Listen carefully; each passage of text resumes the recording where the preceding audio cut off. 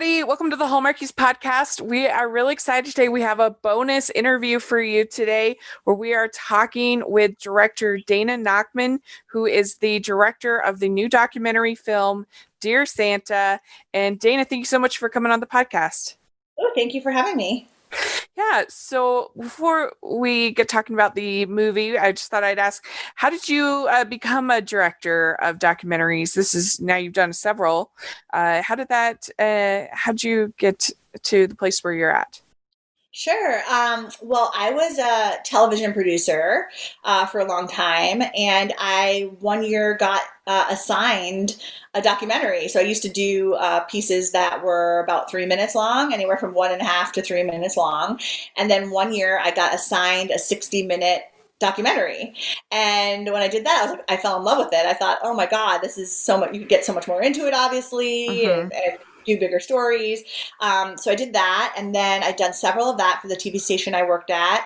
And then I embarked on my first independent documentary, which was released in 2008. Went to the Toronto Film Festival and was bought by MSNBC Films, and that kind of catapulted my new career of filmmaking. And I guess Dear Santa is my sixth feature. Wow! So did you go to film school, or what was your background? Oh, sure. I went to I did an undergraduate degree in something unrelated, and then I went to graduate school at NYU for broadcast journalism. Oh, okay. So I never went to film school, but I consider now my film school. I'm always listening to podcasts about filmmaking, and I just recently joined the Directors Guild of America, and they have so many things about learning the craft. So I'm constantly in film school, I've decided. Yeah. That's great. Okay. So how did you get involved in Dear Santa why don't you tell our listeners a little bit about what the documentary is about and tell us how you became involved in it? Sure. So Dear Santa is about the hundreds of thousands of letters that get sent to Santa Claus every year. The United States Postal Service has been taking in these letters for more than 100 years, and they help Santa respond to them. Yeah. And that's what the film's about. Yeah. So how did you become involved in the film?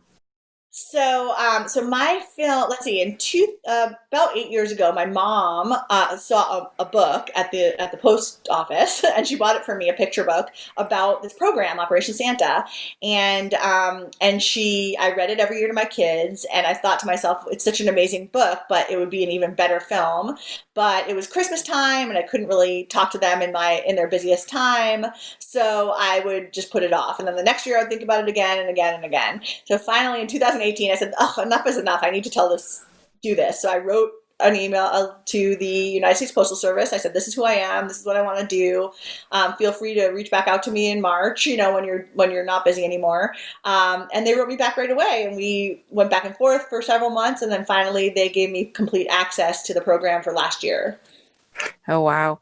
So you are very careful in the documentary to not give away any of Santa's secrets. And I was wondering if was that challenging to make sure all the interviews kind of stayed on.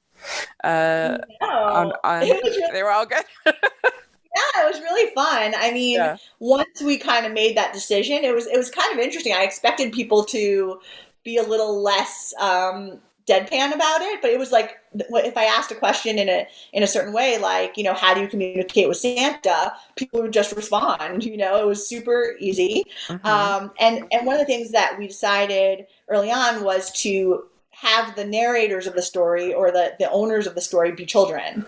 So we, and one of the first questions I asked every child was, pretend I was a Martian from outer space and I never heard of Santa before. Tell me everything that you know about Santa. And so they would, so we got to look into their world and it was, one thing that struck me about that was they each have a little different bent on the whole thing, and that's what made it super fun is, there's this kind of gray area around it all. And so we were able to go into those cracks a little bit. And I love that. Yeah, it was really cute. All the kids talking about their especially when they were explaining the mall Santas, and that was really cute. That was really funny. I know that was, and like more than one child said it was the shoes that would tip them off if they were. Sometimes they were real Santas. Oh yeah, Santa's helpers. Yeah, she sees him with the Crocs on, and they're like, "No, that's not the real Santa." So cute. Yeah, that was really cute. So, how did you decide who to profile? Do you have so many to choose from? Yeah. So it's kind of a combination between, just a lot of logistics, like which letters came in. A lot of letters kind of have like buckets of themes, like, so we didn't want too many pet ones, and we didn't want too many toy ones, and we didn't want too many, poverty ones. We just wanted just enough of everything.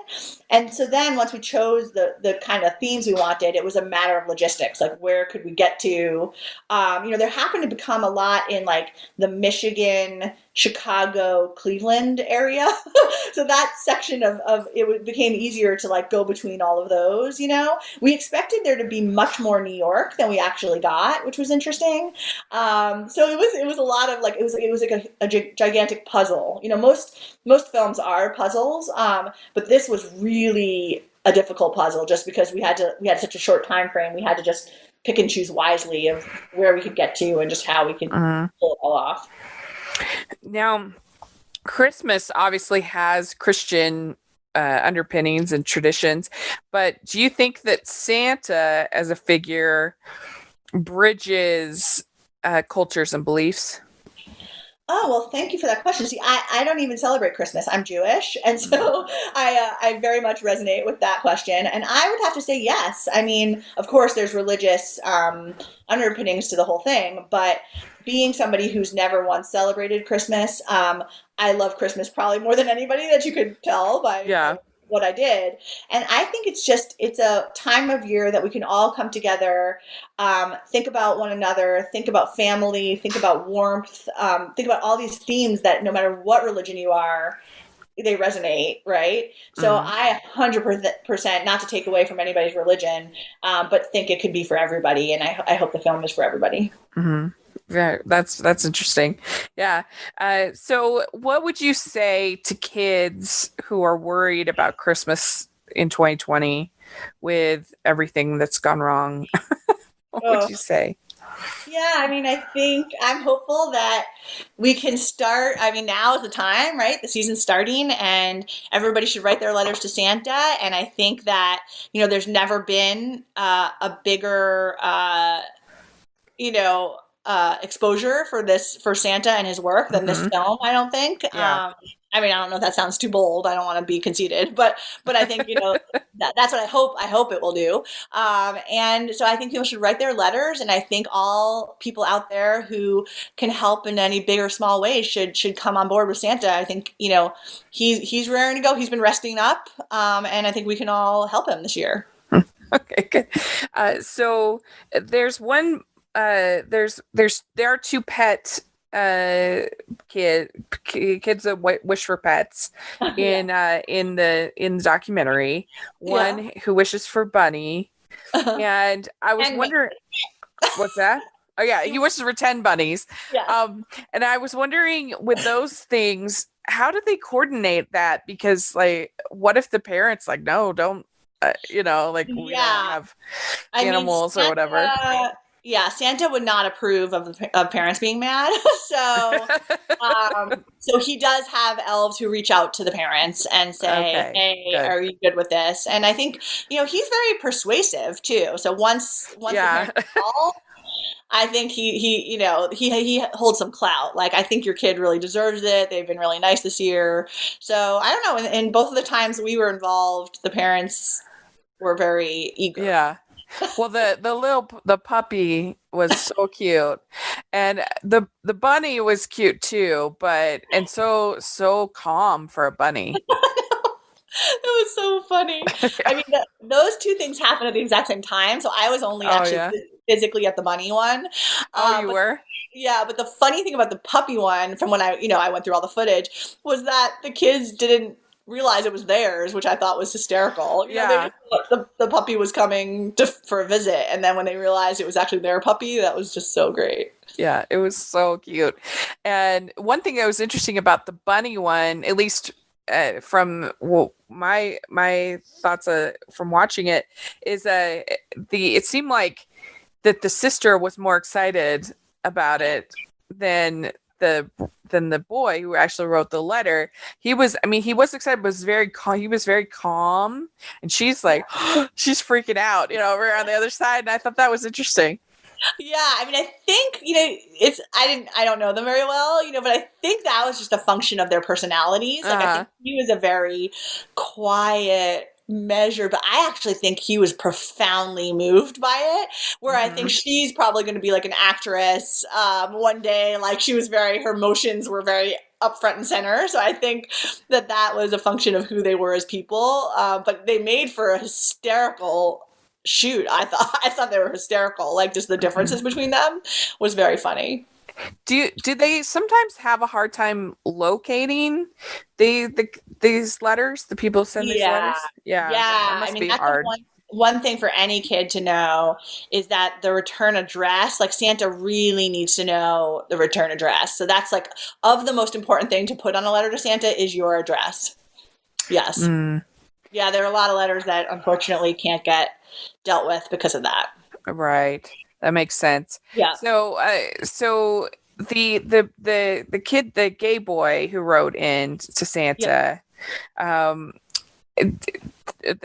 one, I was hoping for a little bit more of an update on how that all worked out with that story. And I was just wondering if you had anything on that.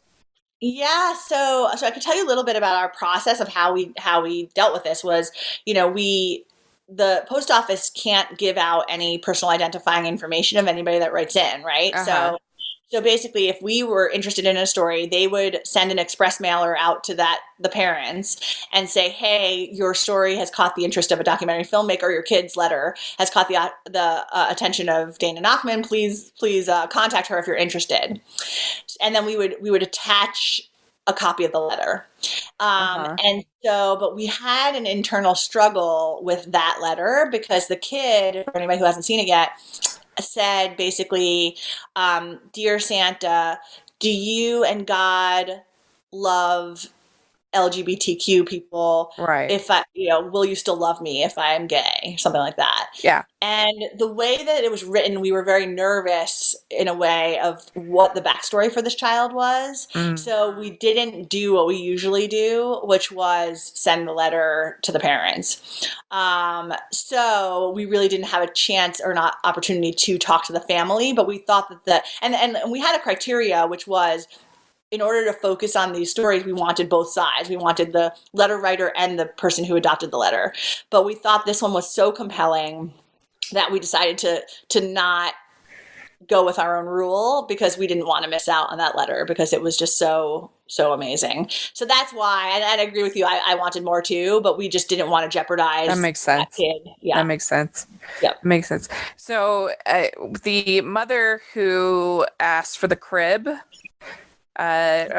what about? I wanted to hear a little update on that. How old's the baby now? Is it a year old? Oh, it's a good question. I should call her. I haven't talked to her. I'm going to reach out to her.